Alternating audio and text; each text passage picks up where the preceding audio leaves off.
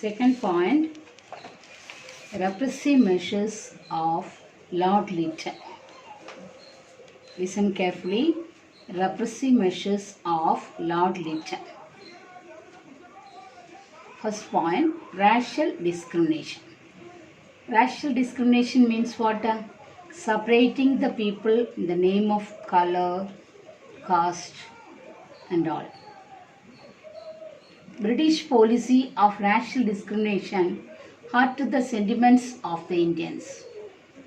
British never mixed with the Indians. They had their separate living areas, separate clubs, theatres where Indians were not welcome.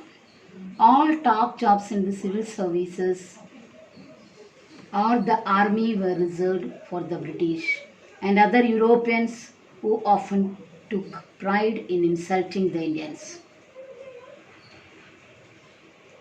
The Arms Act of 1878 required Indians to have a license to carry or keep arms, while the Europeans could do so without a license. The license was seen as a badge of inferiority by the Indians, who were very upset. Under Lord Ripon, the members of Governor General Executive Council introduced a bill that's called Ilbert Bill. Ilbert is one of the council member. He only introduced that bill. It is mainly to grant Indian judges who were as qualified as European judge the power to try Europeans. There was an uproar against the passing of this bill in the original form. Finally, the European offenders were given the right to ask for the trial of jury, half of which would be whites. That means when one of the British men tried to give chance for the Indian judges, Britishers are not allow them to do that. So from this, Indians realized that under the present setup, even when the Viceroy wanted to help the Indians, he could not. Thus, the only way to get justice would be to change the very set of British authority in India. Okay, so the first point, racial discrimination. That means separating the people in the name of color.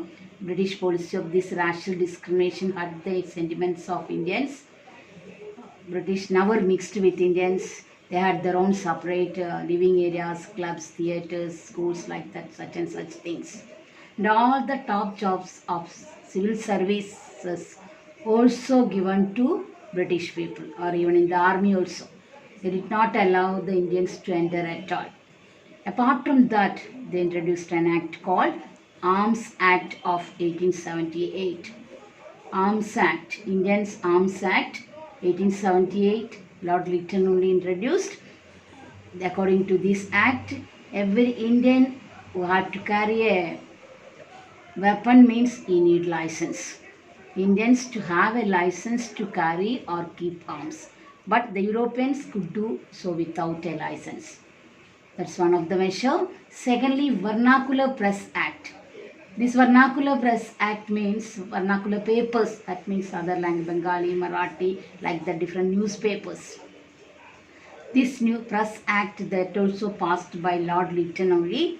Accordingly, Indians have no right to publish anything against Britishers.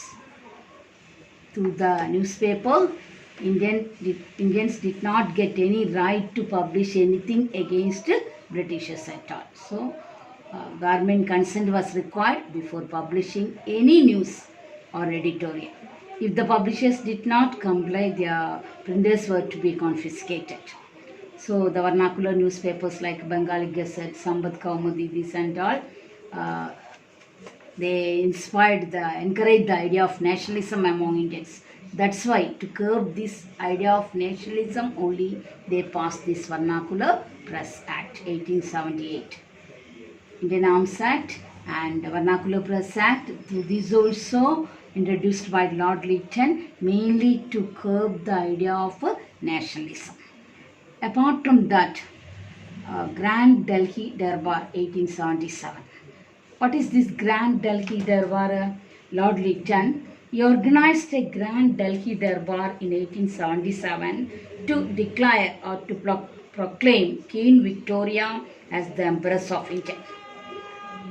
For that, he spent lakhs and lakhs of rupees.